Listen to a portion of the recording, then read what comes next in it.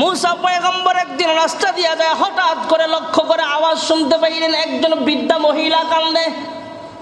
কান্নার আওয়াজ শুনে মুসা পয়গম্বর আলাইহিস সালাম মহিলার সামনে গেলেন, জিজ্ঞেস করলেন, কিরে মা, হে বৃদ্ধা মহিলা, তুমি কেন কান্দো?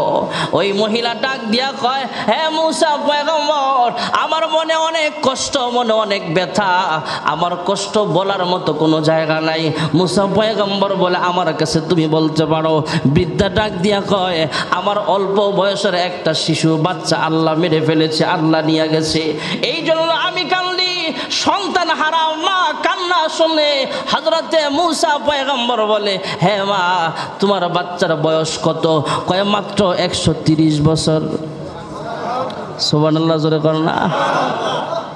কয় তোমার সন্তানের বয়স মাত্র 130? কয় হা। কয় তারপরেও বুঝে তুমি কান্দ? কয় হা। কারণ মানুষ তো হায়াত বেশি পাইতো, তৎকালীন জামানায় মানুষ হায়াত বেশি পাইতো। ভাইয়েরা আমার, বন্ধুরা আমার, মুসা পয়গম্বর মহিলাকে জানায় দিলেন, মহিলা, তোমার সন্তান 40, 50 বা 100 বছর, 150 বছর বয়স যদি মারা গিয়ে থাকে, মন খারাপ করিও না, কান্দিও না। কারণ হলো আল্লাহ রাব্বুল আলামিন শেষ পয়গম্বরকে মাত্র হায়াত দিবে 63 বছর। সুবহানাল্লাহ। এবার মহিলার চোখের পানি মুছে ডাক দিয়া কয়, হে মুসা, শেষ জামানার নবীকে যদি 63 বছর যায়, উম্মতেরা কেমন পাবে? নবী যদি পায় 63, উম্মতেরা তো বেশি পাওয়ার কথা নয়, গড় আয়ু তো কম হয়ে যাবে। হে মুসা পয়গম্বর, শেষ জামানার উম্মতেরা কি বাড়িঘর বানাবে নাকি? আমাদের বাড়িঘর আছে না নেই? আল্লাহর হাবিব রহমাতুল্লিল আলামিনের উম্মতেরা বাড়িঘর বানাবে কিনা জিজ্ঞেস করলে মুসা পয়গম্বর জানায় দিলেন, হ্যাঁ মহিলা, শেষ জামানার উম্মত বয়স পাবে কম, নবীও হায়াত পাবে কম, কিন্তু বরকত আল্লাহ এমন দিবে, শেষ জামানার নবীর উম্মতেরা এমন বরকত পাবে। আমরা তো পাহাড়ের গুহায় বসবাস করি, ছোট্ট ঘরে বসবাস করি, ওই জামানার উম্মতেরা ওচা ওটা আলিশান বিলাসবহুল বিল্ডিংয়ে বসবাস করবে। যেরকম সুবহানাল্লাহ। রাজার বাড়ির হাতি, কার বাড়ির হাতি?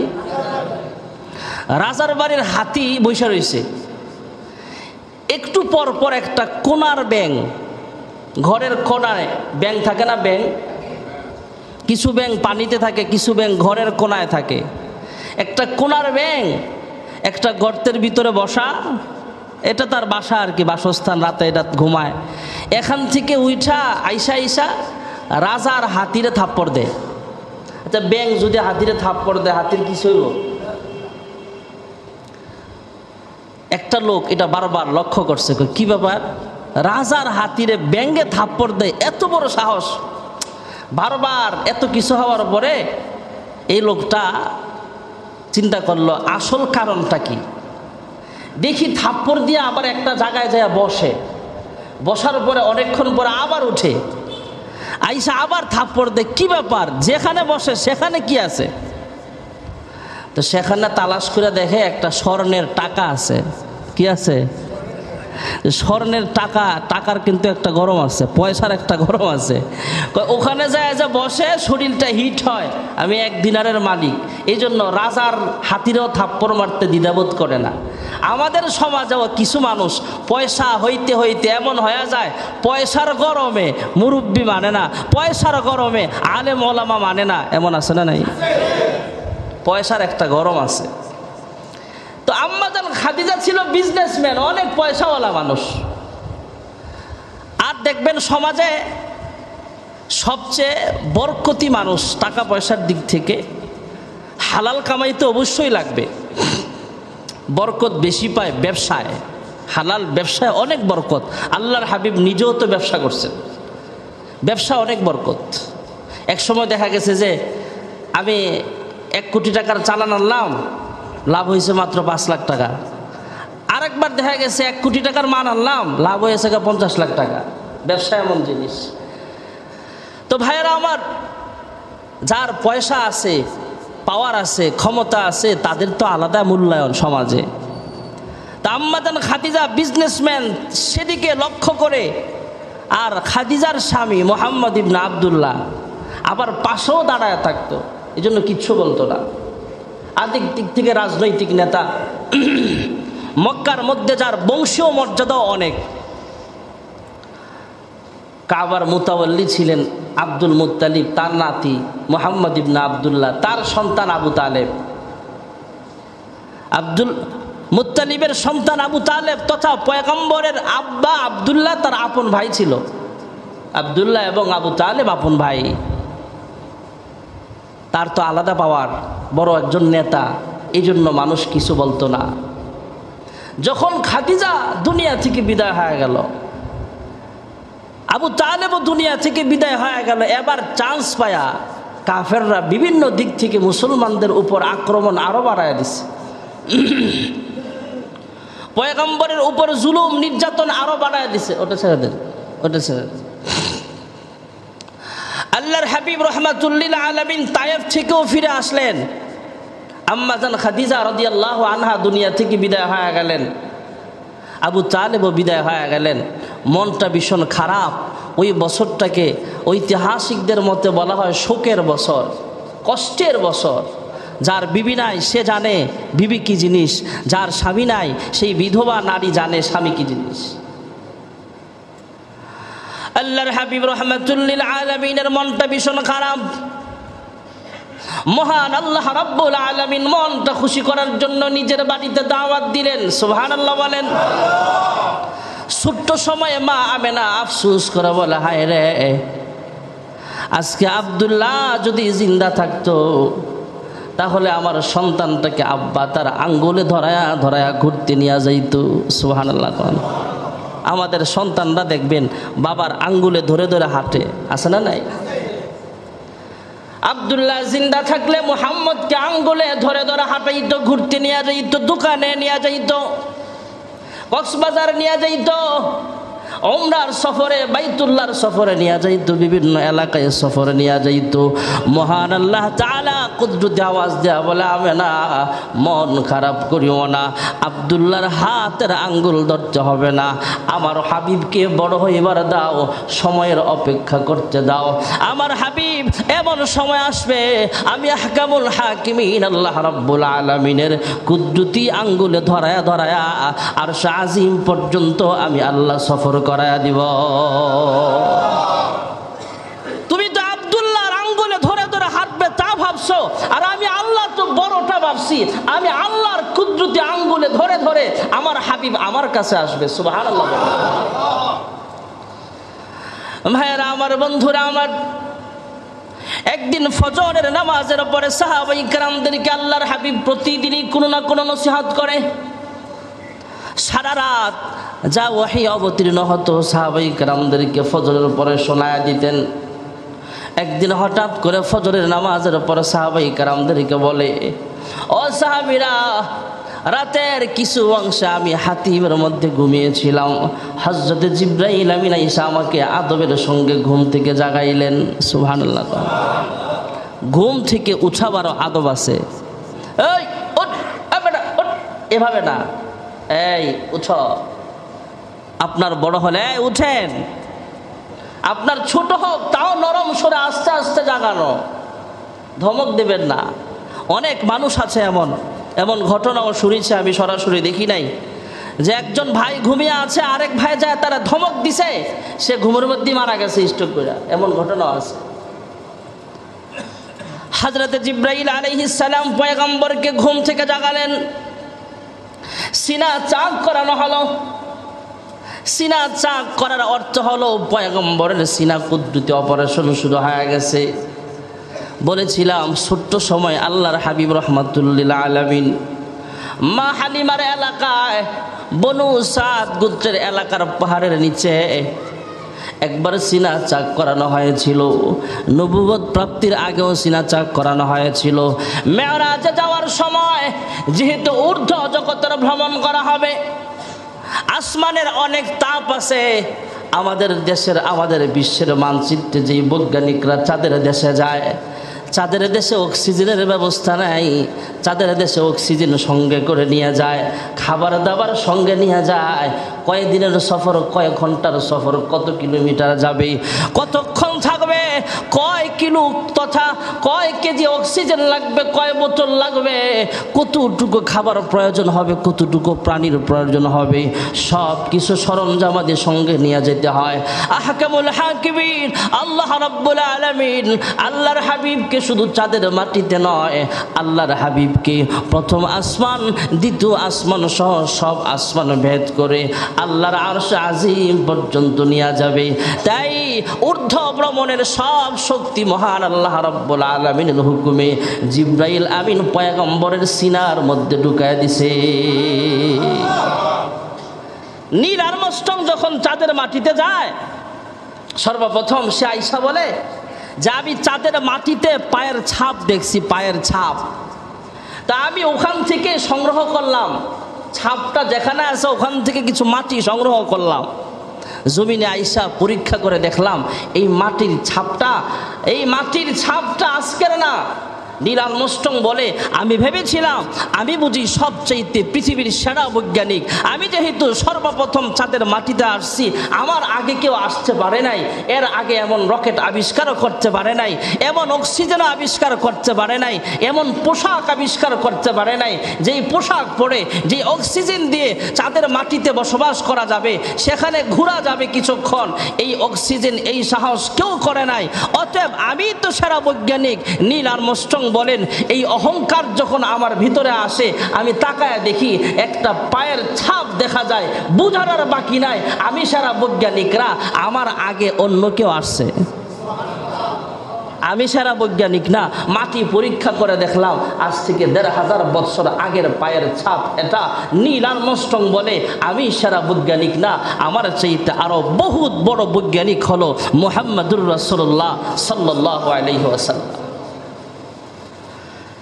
ঊর্ধ্ব ভ্রমণের যে শক্তি পাওয়ার সব কিছু দিয়ে আল্লাহ তাআলা রাসূলের ভিতরটা ভরপুর করে দিলেন।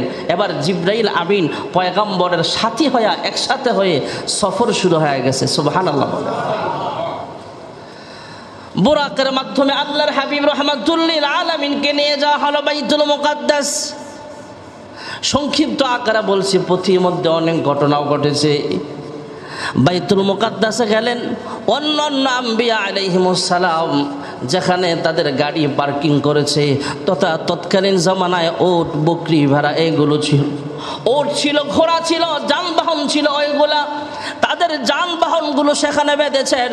পয়গম্বর যেখানে তাদের যানবাহনটা আছে সেখানে বাঁধলেন। বাইহা জিবরাইল আমিন সঙ্গ বাইতুল মুকাদ্দাস ঢুকলেন। বাইতুল মুকাদ্দাস ঢুইকা দেখে পুরা মসজিদটা মুসল্লিরা ভরপুর হয়ে আছে, ইমামের অপেক্ষা করছে। যেরকম সুবহানাল্লাহ।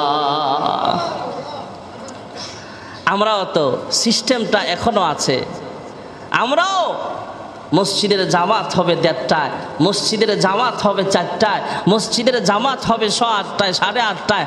আজান হয়ে গেছে, আমরা অজু করে মসজিদে কাতারবন্দি হয়ে বসে যাই, ইমাম আসবে, ইমামের অপেক্ষায়। সুবহানাল্লাহ। এটা নবীদের থেকে শিখছি আমরা। আগে তো আর ঘড়ি ছিল না, তারপরেও আইডিয়া ছিল, ঘড়ি না থাকলেও ওরা টাইম বলতে পারতো। এখন মাগরিবের সময় হয়েছে, সূর্য দেখে, সূর্য ছায়াটা কতটুকু থেকে কতটুকু পড়লে জোহরের ওয়াক্ত শুরু হবে, মাসআলা আমাদেরকে হুজুরে এইভাবেই শিখিয়েছে কিতাবে।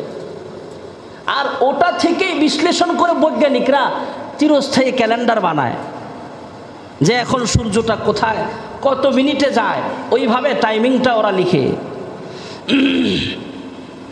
মুসল্লিরা অপেক্ষা করে, আর এটাই নিয়ম।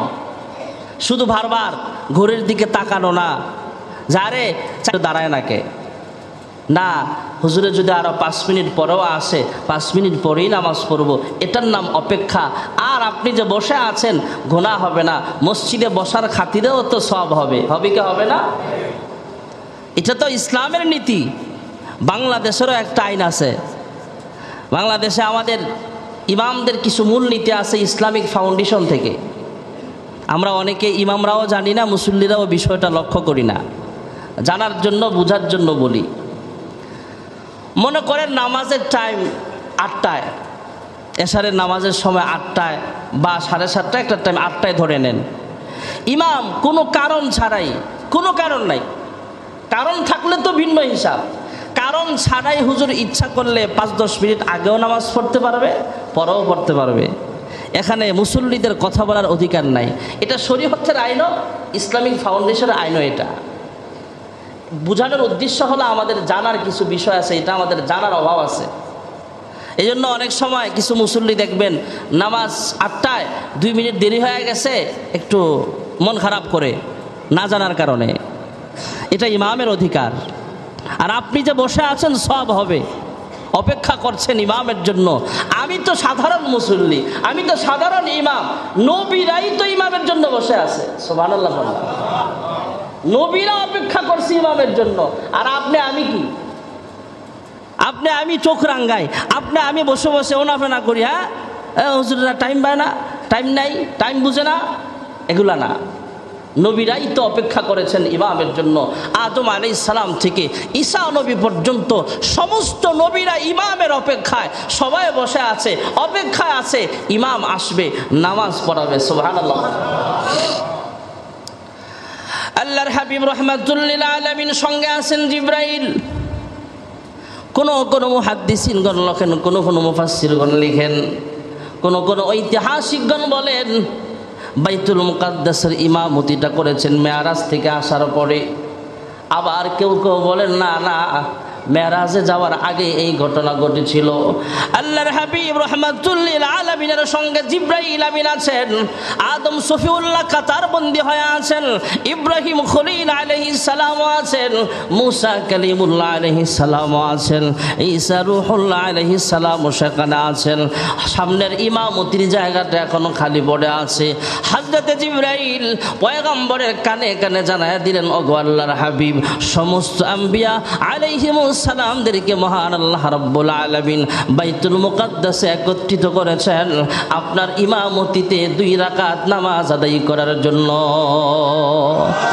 ইমামুল আউয়ালিন আল আখিরিন বাহর সাদকা রাহমাতাল লিল আলামিন শুধু ওয়াজুদাস রাহমাতুল লিল আলামিন মসজিদে ও সুদহা মারু ইয়া জমিন। আল্লাহর হাবিবের পরে আসমানের দিকে নিয়ে যাওয়া হলো। বুরাক অথবা চলন্ত সিঁড়ির মাধ্যমে উঠানো হয়েছে। বর্তমানেও যেমন লিফটের ব্যবস্থা আছে, বহু বছর আগে, আজ থেকে প্রায় 20 বছর আগে বাংলাদেশে হয়তো মুষ্টিময় 2-1টা বিল্ডিংয়ে লিফটের ব্যবস্থা ছিল। তাছাড়া অধিকাংশ নতুন নতুন শপিং মল, নতুন নতুন বিল্ডিংয়ের ভিতরে, বড় বড় বিজনেসম্যানদের বিল্ডিংয়ের ভিতরে চলন্ত সিঁড়ির ব্যবস্থা ছিল। এই চলন্ত সিঁড়ি দিয়ে আমরা নিচতলা থেকে উপরতলায় উঠতাম। এখন তো লিফটের ব্যবস্থা করা হয়েছে। মহান আল্লাহ রাব্বুল আলামিন চলন্ত সিঁড়ি অথবা কুদরতি লিফটের মাধ্যমে মুহূর্তের মধ্যে জমিন থেকে প্রথম আসমান পর্যন্ত উঠায় নিয়েছেন চোখের পলকে। হযরতে জিবরাইল আমিনের শক্তি তো আল্লাহ অনেক দিয়েছেন। হযরতে জিবরাইল আমিনকে আল্লাহর হাবিব তার আসল আকৃতিতে কয়েকবার দেখেছেন। ওয়ালাকাদ রাআহু নাজলাতান উখরা ইনদা সিদরাতিল মুনতাহা ইনদাহা জান্নাতুল মাআওয়া। আল্লাহর হাবিব বলেন, লাহু সিত্তু মিআতি জানাহি, জিবরাইলের 600 পাখা আছে। পাখাগুলো ছড়ায়া দিলে পুরা পৃথিবীটা একসাথে ঢেকে যাবে। সুবহানাল্লাহ, জোরে বল না। আর জিবরাইল কয়, আমার শক্তি আল্লাহ এমন দিছে, আমি পাখাগুলো ছড়ায়া এভাবে যখন তাকাইতাম, আমার দৃষ্টির সীমানার শেষ যতটুকু, একবার ডানাগুলো ছড়ায়া এভাবে লাড়া দিলে আমার সীমানা, দৃষ্টির সীমানা যতটুকু, আমার গতিও ততটুকু। সুবহানাল্লাহ। হযরত রাসূল আকরাম সাল্লাল্লাহু আলাইহি ওয়াসাল্লাম সহ জিবরাইল আমিন হলেন সফর সঙ্গী, আল্লাহ তাআলা নিজে হলেন মিজবান, আল্লাহর হাবিব হলেন মেহমান। প্রথম আসমানে যখন গেলেন, প্রথম আসমানেও কিন্তু দারওয়ানের ব্যবস্থা আছে। প্রথম আসমানে কোটি কোটি রহমতের ফেরেশতাদের অবস্থান। ফিরিস্তারা গেটের দারোয়ান জিজ্ঞেস করে আপনি কে? আমার নামটা কয় আমি হলাম জিব্রাইল। কয় সঙ্গে কে? কয় সঙ্গে হলো মুহাম্মদুর রাসূলুল্লাহ সাল্লাল্লাহু আলাইহি ওয়াসাল্লাম। আল্লাহ তাআলা তিনাকে দাওয়াত করেছেন, জোরে কোন সুবহানাল্লাহ। এমনি এমনি আসে নাই, এমনি এমনি আসে নাই।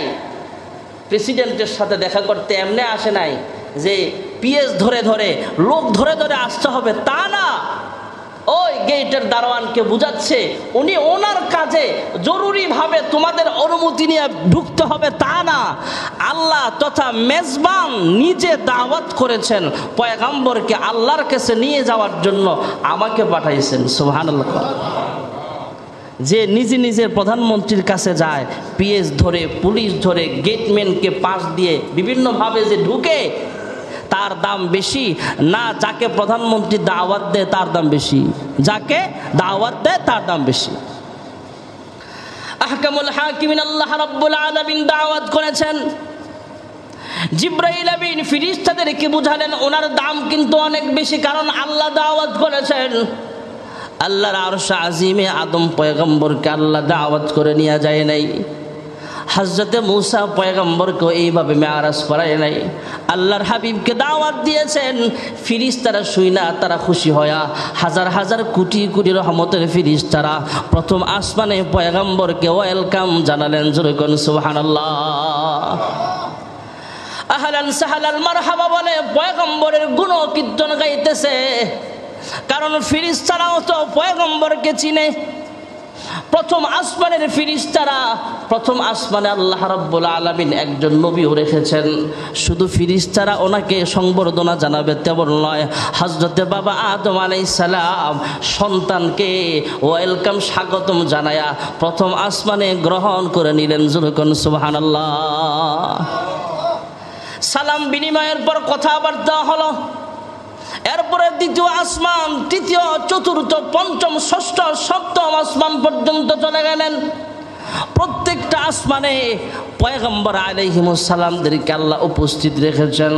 নবীগণ আল্লাহর হাবিবকে গ্রহণ করে নিলেন, আহলান সাহলান মারহাবা জানালেন। মূসা পয়গম্বরের সাথেও কথা হয়েছিল, ইয়াহইয়া জাকারিয়া আলাইহিস সালামের সাথেও কথা হয়েছে। শেষ পর্যায়ে হযরতে ইব্রাহিম পয়গম্বরের সাথেও কথা হয়েছে। হযরতে ইব্রাহিম পয়গম্বর আলাইহিস সালাতু ওয়াস সালাম বাইতুল মামুরের পাশে হেলান দিয়ে বসে আমাদের ছোট ছোট বাচ্চা যারা অল্প বয়সে দুনিয়া থেকে বিদায় হয়ে যায়, আমাদের সন্তানগুলো নাবালেগ অবস্থায় যখন দুনিয়া থেকে বিদায় হয়ে যায়, আল্লাহর হাবিব বলেন জাতির পিতা ইব্রাহিম খলিল আলাইহিস সালাতু ওয়াস সালাম সপ্তম আকাশের উপরে আমাদের শিশু বাচ্চাদেরকে আল্লাহর কোরআন পড়ায়, কালাম শিখায়, জোরে কোন সুবহানাল্লাহ। আল্লাহর কালাম শিখায় সেখানে। তাহলে আমাদের যাদের ছোট শিশু মারা যায়, বুঝতে হবে আমার সম্মান আল্লাহ বাড়ায়া দিবে। এই শিশু বাচ্চাটা নাবালেগ বেগুনা মাসুম, তার আমল নামায় তো কোনো গুনাহ নাই। এই শিশু বাচ্চাটা আপনাকে আমাকে সুপারিশ করে জান্নাতে নিয়ে যাবে। এই জন্য ছোট বাচ্চা কাহারও মারা গেলে এত দুঃখ করবেন না। দুঃখ তো লাগে, যার সন্তান যায় সে না জানে। বাবার কাছে পৃথিবীর সব লাশের চাইতে সন্তানের লাশ সবচেয়ে বেশি ওজন।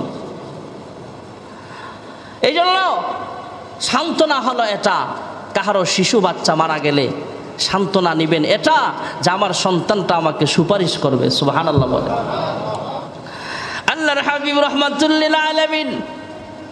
তারপরে সিদরাতুল মুনতাহায় চলে গেলেন, আল্লাহর আরশ আজিম পর্যন্ত পৌঁছিয়া যাবেন।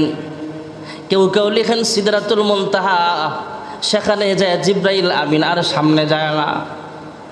সিদরাতুল মুনতাহা হলো একটা বড়ই গাছ, সীমান্ত এলাকা, এটা হলো একটা বর্ডার। আল্লাহর বাড়ি আর জমিন আর আসমানের মধ্যে একটা বর্ডার। সেখানে সিদরাতুল মুনতাহায় বিশাল বড় একটা বড়ই গাছ আছে। আল্লাহর হাবিব বলেন হাজরায়ে মটকা তথা তৎকালীন জামানায় বড় বড় মটকা ছিল, একটা বাজারে বিক্রি হতো। ওই বাজারের মটকাগুলো সবচাইতে বড়। পয়গম্বর বলেন এই বড় বড় মটকার মতো একটা বড়ই। সুবহানাল্লাহ। মটকা চিনেন? অনেক এলাকায় কয় হাড়ি, বড় হাড়ি, মাটির কলসের মতো বড় একটা থাকতো। এটার নাম মটকা। এখনকার পোলাপান চিনব না, মুরব্বীরা চিনবেন। আল্লাহর হাবিব বলেন হাজরে মটকার মতো এটা। আর বড় গাছের পাতাগুলো হলো হাতির কানের মতো। হাতির কান কি আমাদের কানের চাইতে আরো ছোট না অনেক বড়? হাতির কান যেমন বড়, হাতির কানের মতো যদি পাতা হয়, আর বড় গাছের বড় যদি মটকার মতো হয়, তাহলে ফলটা ছোট নাকি বড়? জান্নাতি ফল হবে এর চাইতে আরো বড়। সুবহানাল্লাহ। বলবেন হুজুর যদি মটকার মতো হয় বড়ই, তাহলে আমাদের দেশে যে বড়ই গাছ আছে, এই বড়র চাইতে আপেলটা ছোট না বড়? হুজুর আপেল যদি দেয় তাহলে তো আপেল তো কয়েকজনে মাথায় করে নেওয়া লাগবে, আর এই আপেল মাথায় করে নেওয়ার সময় যদি হাত ফুসকে যায় তাহলে তো আপেলের নিচে বইরা আমরা নিজেরাই চ্যাপ্টা হয়ে যাবো। আরে ভাই না, ভয় পাবার কিছু নাই। আপেল যেমন বড়, আপনাকেও তো আল্লাহ কম বড় বানাবে না। আপনাকে আল্লাহ 60 হাত বা 60 গজ লম্বা বানায় দিবে। সুবহানাল্লাহ। তখন আর খাইতে অসুবিধা নাই, এমনি ধরবেন এমনি খাইবেন ইনশাআল্লাহ। আল্লাহ কবুল করুক, জোরে কোন আমিন। আল্লাহর হাবিব রাহমাতুল লিল আলামিন সিদরাতুল মুনতাহা পার হবেন। কেউ কেউ লেখেন জিবরাইল আমিন সেখানেই সফর থামায়া দিলেন। আল্লাহর হাবিব বলে জিবরাইল বাকি পথ আমি একা কেমনে যাব? কয় আমার আর অনুমতি নাই, আমার ভিসাও নাই, আর কারোর জন্য ভিসা দেওয়া হয় নাই, শুধু আপনার পাসপোর্টে ভিসার সিলটা আছে। আমার অনুমতি নাই, আর সামনে যাওয়া যাবে না, আর আপনি একাও যেতে হবে না, বাকি পথ আপনি একা একা যাবেন। আল্লাহ কুদরতি হাত দিয়ে আপনাকে রিসিভ করবে। আল্লাহর আরশ আজিম পর্যন্ত চলে গেলেন। আল্লাহর আরশ আজিমে যে পয়গম্বর আলাইহিস সালাম আল্লাহর আরশের খুঁটির দিকে তাকায় তাকায় হাসে। আল্লাহ তাআলার কুদরতি আরশের দেওয়ালের দিকে তাকায় তাকায় আসে। আল্লাহ রাব্বুল আলামিনের কুরসির পায়ার দিকে তাকায় তাকায় হাসে। সুবহানাল্লাহ। জমিন থেকে আসমান পর্যন্ত যত লম্বা জায়গা, প্রথম আসমানটা ততটুকু মোটা, সেখান থেকে আবার লম্বা গ্যাপ হওয়ার পরে আবার দ্বিতীয় আসমানটা ততটুকু মোটা, এমন করে করে জমিন থেকে 7 আসমান পর্যন্ত যতটুকু দূরত্ব, এত বিশাল গভীর একটা সমুদ্র আছে উপরে। সুবহানাল্লাহ। আর এই সমুদ্রে 8 জন ফেরেশতা দাঁড়ায় আছে, আল্লাহর আরশ বহনকারী ফেরেশতা। এত গভীর সমুদ্রে দাঁড়ায় আছে, ফেরেশতাও আল্লাহ এত বড় বানাইছেন, সেই ফেরেশতার হাঁটু পর্যন্ত পানি পৌঁছায় না। এটা ফেরেশতা আমগর চাইতে আরো খাটো। এই ফেরেশতা যে আল্লাহ বানাইছে, এই আল্লাহর আরশটা কত বড়। সুবহানাল্লাহ। আল্লাহ যে কুরসিতে বসবেন, আল্লাহর কুরসিটা কত বড়। পুরা 7 আসমান 7 জমিন পুটলা বানায়া আল্লাহর চেয়ারে রাখলে টেনিস বলের মতো দেখা যাবে। সুবহানাল্লাহ। ওয়াসিআ কুরসিয়ুহুস সামাওয়াতি ওয়াল আরদ ওয়ালা ইয়াউদুহু হিফযুহুমা ওয়া হুয়াল আলিয়্যুল আযীম।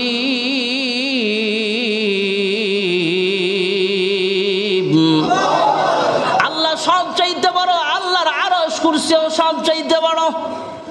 আল্লাহর হাবিব দু জাহানের সরদার রাহমাতুল লিল আলামিন আল্লাহর বাড়িতে যায় মুস্কি মুস্কি হাসে, আল্লাহর কুটির দিকে তাকায়, আল্লাহর আরশের দিকে তাকায়, কুরসির দিকে তাকায়। মহান আল্লাহ অন্তরের খবর জানে, তারপরেও কুদরতি আওয়াজ দিয়া জানতে চায়। ওগো হাবিব আমার, আপনি মুস্কি মুস্কি হাসার কারণটা জানবার চাই। আল্লাহর হাবিব বলে, হে মালিক, হে পরওয়ারদিগার আলম, জমিনের কাফের বেঈমানরা, ইসলামের দুশমনেরা বলে আমার যেহেতু ছেলে সন্তান বড় হয় না, ছোট্ট সময়ে মারা যায়, তাই কাফের বেঈমানরা কি রিসার্চ করে, ঠাট্টা বিদ্রুপ করে। ওরা বলে আমার নাম নেওয়ার মতো বলে কেউ নাই। এখন তো আরশ আজিমে আয়েশা দেখলাম, যেখানে যেখানে আপনার নাম লেখা আছে, পাশাপাশি আমার নামটাও আপনি লিখে রেখেছে। কাফেররা বলে আপনার নাম নেওয়ার মতো কেউ নাই। ওগো আল্লাহ তাআলা তো কোরআনুল কারীমের আয়াতের মাধ্যমে জানায়া দিবেন, ওয়ারাফা'না লাকা যিকরাক, আপনার নাম নেওয়ার মতো কেউ নাই। কাফেররা বললে কি হবে? কিয়ামত পর্যন্ত আপনার নামটা নিবে, আমার নামটা নিবে যতবার। সুবহানাল্লাহ। 5 ওয়াক্ত নামাজের সময় আমরা বলি আশহাদু আল্লা ইলাহা ইল্লাল্লাহ, আশহাদু আল্লা ইলাহা বলবেন যখন, এরপরেই মুয়াজ্জিন বলবে আশহাদু আন্না মুহাম্মাদুর রাসূলুল্লাহ। আমার নাম বলবে যখন, আপনার নামটাও বলবে তখন। নামাজ পড়বে, আমার কুদরতি ভাই সাজদা দিবে, আবার আখিরি বৈঠকে বসে আপনার উপরে দুরূদ শরীফ পাঠ করবে। সুবহানাল্লাহ। এই জন্য আল্লাহর হাবিবের নাম নেওয়ার মতো কেউ নাই। জোরে কোন নাই? আরে নবীর জন্য শুধু নাম কেন, নবীর জন্য জানটা দেবার মতো তো আমরা আছি, ঠিক না? ঠিক জোরে কোন। মেয়ে তো কাজে লাগছে, ফাতেমাত জহরার বংশেই তো হাসান হোসেনের জন্ম, সে হাসান হোসেনের বংশেই তো পুরা পৃথিবীতে, সেই বংশ থেকেই তো আসলো। ভাইরা আমার, বন্ধুরা আমার, কাফেররা বলে হ্যাঁ মুহাম্মদ তোমার নাম নেওয়ার মতো কেউ নাই। আল্লাহ তাআলা বলেন 5 ওয়াক্ত নামাজের সময় যখন আজান হবে, আশহাদু আল্লা ইলাহা ইল্লাল্লাহ যখন বলবে, আপনার নামটাও এরপরে বলবে। একামতের সময় বলবে, আপনার নাম নেওয়ার মতো শুধু থাকবে এমন নয়, আপনার জন্য জীবন দেওয়ার মতো মানুষও থাকবে, ঠিক না বেঠি? আল্লাহর হাবিব রাহমাতুল লিল আলামিন লম্বা চূড়া সময় কাটায় মেরাজ থেকে ফিরে আসতেছিলেন। পথিমধ্যে হযরতে মূসা পয়গম্বর আলাইহিস সালামের সাথে দেখা আসমানে। হযরতে মূসা পয়গম্বর আলাইহিস সালাম জানতে চাইলেন, ওগো আল্লাহর হাবিব, হে শেষ জামানার পয়গম্বর, আপনাকে মহান আল্লাহ রাব্বুল আলামিন কি হাদিয়া দিয়েছেন? আপনার উম্মতের জন্য আল্লাহ কি দিয়েছেন? সুবহানাল্লাহ। আল্লাহর হাবিব জানায়া দিলেন, মহান আল্লাহ তাআলা আমার উম্মতের জন্য 50 ওয়াক্ত নামাজ হাদিয়া দিয়েছেন। সুবহানাল্লাহ বলেন। 50 ওয়াক্ত নামাজ দিয়া জমিনে ফিরতেছেন মূসা পয়গম্বর বলে, আমার উম্মত তো 5 ওয়াক্ত নামাজ, 50 ওয়াক্ত নামাজ তো দূরের কথা, এরা 2 ওয়াক্ত 3 ওয়াক্ত পড়তেই তো কষ্ট হয়। আপনার উম্মতের জন্য 50 ওয়াক্ত নামাজ আদায় করা কষ্টকর হয়ে যাবে। আল্লাহর কাছে ফিরে যান, মহান আল্লাহ রাব্বুল আলামিন হয়তো কিছু নামাজ কমায়া দিবে। সুবহানাল্লাহ। হযরত মূসা আলাইহিস সালাম ভালো করে জানেন এটা, কারণ উনি তো বনি ইসরাইলের নবী ছিলেন। মূসা পয়গম্বর একদিন রাস্তা দিয়ে যায়, হঠাৎ করে লক্ষ্য করে আওয়াজ শুনতে পাইলেন একজন বৃদ্ধা মহিলা কান্দে। কান্নার আওয়াজ শুনে মূসা পয়গম্বর আলাইহিস সালাম মহিলার সামনে গেলেন, জিজ্ঞেস করলেন, কিরে মা, হে বৃদ্ধা মহিলা তুমি কেন কান্দো? ওই মহিলা ডাক দিয়া কয়, হে মূসা পয়গম্বর, আমার মনে অনেক কষ্ট, মনে অনেক ব্যথা, আমার কষ্ট বলার মতো কোনো জায়গা নাই। মূসা পয়গম্বর বলে, আমার কাছে তুমি বলতে পারো। বৃদ্ধা ডাক দিয়া কয়, আমার অল্প বয়সের একটা শিশু বাচ্চা আল্লাহ মেরে ফেলেছে, আল্লাহ নিয়ে গেছে, এই জন্য আমি কান্দি।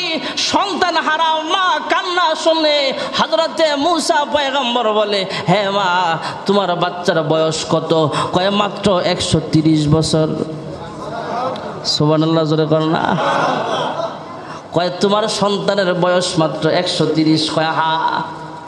কয় তারপরেও বুঝে তুমি কান্দ? কয় হা। কারণ মানুষ তো হায়াত বেশি পাইতো, তৎকালীন জামানায় মানুষ হায়াত বেশি পাইতো। ভাইয়েরা আমার, বন্ধুরা আমার, মূসা পয়গম্বর মহিলাকে জানায় দিলেন, মহিলা, তোমার সন্তান 40, 50 বা 100 বছর, 150 বছর বয়স যদি মারা দিয়ে থাকে, মন খারাপ করিও না, কান্দিও না।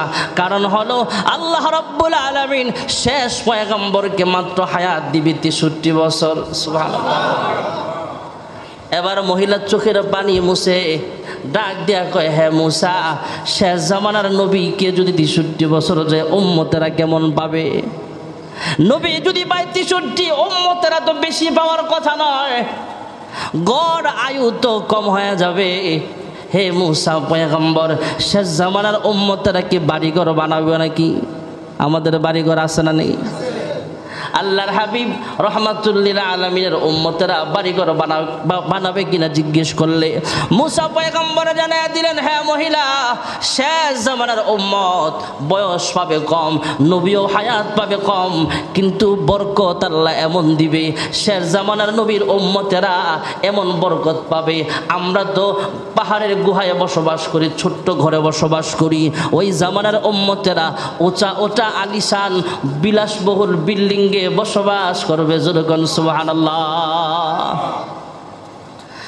ভাইরা আমার, বন্ধুরা আমার, মুসা পয়গম্বর তো উম্মত সম্পর্কে আইডিয়া আছে। হাবিবকে বললেন, আপনি আল্লাহর কাছে ফিরিয়া যান, মহান আল্লাহ তাআলা হয়তো কিছু নামাজ কমায় দিবে। তাফসীরে ইবনে কাসিরের মুসান্নিফ রাহমাতুল্লাহি আলাইহি লিখেন, আল্লাহ একবার নামাজ কমাইলেন, আবার মুসা পয়গম্বর আবার ফেরত পাঠালেন। এমন করে করে কমাইতে কমাইতে মাত্র 5 ওয়াক্ত নামাজ রেখেছেন। সুবহানাল্লাহ। মুসা নবী কয় এটাও সম্ভব না, আবার যান, আল্লাহ আরো কমায় দিবে। আল্লাহর হাবিব কয় আবার যামু, 50 থেকে আল্লাহ কমাইতে কমাইতে 5 ওয়াক্তে আনলেন। আবার কমাইবার জন্য যাওয়াটা আমার কাছে লজ্জা লাগে। সুবহানাল্লাহ। মহান আল্লাহ রাব্বুল আলামিন কুদরতি আওয়াজ দিয়া জানায়া দিলেন, ওগো হাবিব আমার, আমি আল্লাহ রাব্বুল আলামিন প্রথম ঘোষণা করেছিলাম 50 ওয়াক্ত নামাজ। মন খারাপ করবেন না, আপনার কোন উম্মত যদি দৈনিক 5 ওয়াক্ত নামাজ সময় মতো রীতিমতো আদায় করে, আমি আল্লাহ তাআলা 5 ওয়াক্তের বিনিময়ে শুধু 5 ওয়াক্ত নয়, আমি আল্লাহ তাআলা 50 ওয়াক্ত নামাজের সব লিখিয়া দিব। নামাজেতে খোদার দিদার ভাগ্যে জুটিবে, জান্নাতেরই চাবি খানা হাতে আসিবে। নামাজ পড়ো দলে দলে ওহে মুত্তাকিন, আল্লাহু আকবার ধ্বনিতে ডাকছে মুয়াজ্জিন, সেই ডাকে নি অবহেলা করবি কতদিন। ঠিক না বেঠি? আল্লাহ তাআলা আল্লাহর হাবিবকে আমাদের জন্য 5 ওয়াক্ত নামাজ হাবিবের মাধ্যমে হাদিয়া দিছে। সুবহানাল্লাহ। ফজরের ওয়াক্তে সাহাবায়ে কেরামদেরকে বিস্তারিত ঘটনা শোনাইলেন। ভাইয়ারা আমার, সংক্ষিপ্ত অল্প সময়ে শুধু যেটা বলা উদ্দেশ্য, আল্লাহর হাবিবের মনটা খারাপ ছিল, খুশি করার জন্য আল্লাহ তাআলা মেরাজে নিয়ে গেলেন, আমাদের জন্য 5 ওয়াক্ত নামাজ হাদিয়া দিলেন।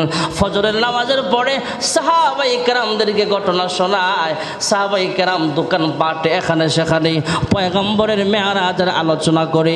আলোচনা করার পর কাফের বেঈমানরা বলে, হ্যাঁ এটা কেমনে হলো, এটা কেমনে হলো। আবু জাহেল মক্কার পাশে আইসা দেখে মুহাম্মদুর রাসূলুল্লাহ সাল্লাল্লাহু আলাইহি ওয়াসাল্লাম বসা আছে। জিজ্ঞেস করে, হ্যাঁ মুহাম্মদ, আজকের কোনো নতুন সংবাদ আছে নাকি? সুবহানাল্লাহ। এই কি জানার জন্য জিজ্ঞেস করতো না কি ডিসাইজ করতো? ঠাট্টা করতো। এ মুহাম্মদ, আজকের কোনো নতুন খবর আছে নাকি? কয় চাচা আছে তো। কয় কি খবর? কয় আমি 7 আসমান পার হয়ে বাইতুল মুকাদ্দাসে গেলাম, 7 আসমান পার হয়ে সিদরাতুল মুনতাহা ঘুরে আসলাম। জিব্রাইল আমার সফর সঙ্গী ছিল। এমনি মুহূর্তে এইদিকে আবু জাহেল ডাক দেয়া কয়, মুহাম্মদ, মাথায় হাত দিয়ে বসে গেছে। কয় বাইতুল মুকাদ্দাস যাইতে কয়েকদিন সময় লাগে, আবার তুমি 7 আসমান ঘুরাইয়া পড়ছো, কয়দিন লাগছে? কয় রাতের কিছু অংশে। কোন কোন ঐতিহাসিকগণ লেখেন, আল্লাহর হাবিব যে অজু কইরা উপরে গেছে, আল্লাহর হাবিব আইসা দেখে অজুর পানিটা এখনো গড়ায়া নিচে যাইতেছে। কেউ কেউ বলেন দরওয়াজার শিকলটা যে লড়ছে দরওয়াজা লাগানোর সময়, দরওয়াজার শিকলটা আইসা দেখে এখনো সেটা লড়তেছে। তাহলে সময়টা অনেক লাগছে না অল্প সময়? অল্প সময়ের কারণ হলো, এটা বোঝা একদম সহজ। আমাদের বাংলাদেশের কোনো ভিআইপি পারসন, এমপি মন্ত্রী যদি চট্টগ্রাম যায় হাইওয়ে রুট দিয়া, তাহলে যেই পাশের 1 বাই 1 রাস্তার বাম পাশ দিয়া যখন চট্টগ্রাম যাবে, পুরা রাস্তায় কোনো যানজট পাবে না, শুধু ওনার গাড়িটাই চলবে। বাস আছে, পুলিশ আগে থেকে রাস্তায় দাঁড়ানো থাকে, বাসটা থামায়া দিবে। রিক্সা আছে, সাইড করে দিবে। পথিক চলতেছে, তাকেও সাইড করে বলবে সাইডে দাঁড়াও। ভিআইপি আসবে, বাস থামায়া দিল, রেলগাড়ি থামায়া দিল। ভিআইপি আসবে, এই কারণে রিক্সা থামায়া দিল, ট্রাক থামায়া দিল, আপনাকেও থামায়া দিল, পথিকদেরকেও থামায়া দিল। মহান আল্লাহ রাব্বুল আলামিন আসমান থামায়া দিছেন, জমিন থামায়া দিছেন, চন্দ্র থামায়া দিছেন, ঘড়ির কাঁটাটাই থামায়া দিছেন। ভিআইপির গাড়িটাই শুধু চলবে, সব থামায়া দিলেন, সব চলা বন্ধ। এর ফাঁকে হাজার হাজার বৎসরের সফর আল্লাহ মুহূর্তের মধ্যে আল্লাহর হাবিবকে করায়া দিয়েছেন। সব চলবে, সব বন্ধ, শুধু আল্লাহর হাবিবের গাড়িটাই চলছে। এই জন্য রাতের কিছু অংশে হয়েছে ঘটনা। হযরতে আল্লাহর হাবিব রাহমাতুল্লিল আলামিন যখন আবু জাহেলকে কয়, আবু জাহেল, হ্যাঁ আবু জাহেল, আমার সামনে যেমন বলছো, মানুষজন আসলে কি এইভাবে বলতে পারবা? মনে করছে আমার সামনে, আমার একা পায়া মনে হয় আমার মস্কারি করতেছে। আবু জাহেল কয়, মানুষ আসলে সবার সামনে বলতে পারবা? কয় হ্যাঁ বলতে পারবো। এবার আবু জাহেল দৌড় মারছে লোকজন একত্রিত করার জন্য। ইনশাআল্লাহ আগামী জুমায়। ও আখিরু দাওয়ানা আনিল হামদুলিল্লাহ।